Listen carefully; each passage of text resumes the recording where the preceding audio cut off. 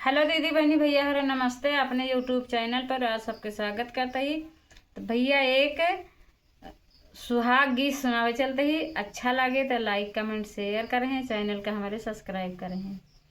नदिया किनारे बोली बोले बाभनवा रे बोले बाभनवा, दुल्हन की मैया मांगे 160 के गहना, 50 सही के कपड़ा, 50 सही के कपड़ा, डेलिया भरा चूड़िया, डेलिया भरा चूड़िया, सेंदूरा भरा सेंदूरा, सेंदूरा भरा सेंदूरा, 12 जोड़ी बजना गामा कई मोरे अंगना, गामा कई मोरे अंगना, अरे 12 जोड़ी बजना बाजई मोरे अंगने।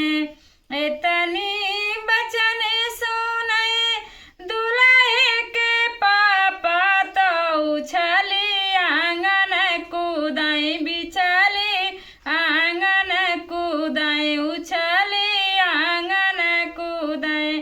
कहाँ पौबई मोरी समधिन 160 के गहना, 50 सही के कपड़ा, 50 सही के कपड़ा। कहाँ पौबई मोरी समधिन, डेलिया भरा चूड़िया, सिंदूरा भरा सिंदूरा, सिंदूरा भरा सिंदूरा।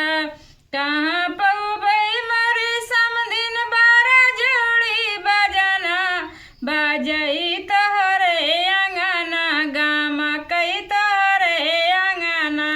कहाँ पौबई मोरी समधिन, 12 जोड़ी बजना बाजई तोहरे अंगना, गामा कई तोहरे अंगना। कहाँ पौबई मोरे समधिन, 12 जोड़ी बजना बजई तोहरे अंगना। कहाँ पौबई मोरे समधिन, सोनरा घरे पहुब्या 160 के गहना, बाजा जे घरे कपड़ा, बाजा जे घरे कपड़ा।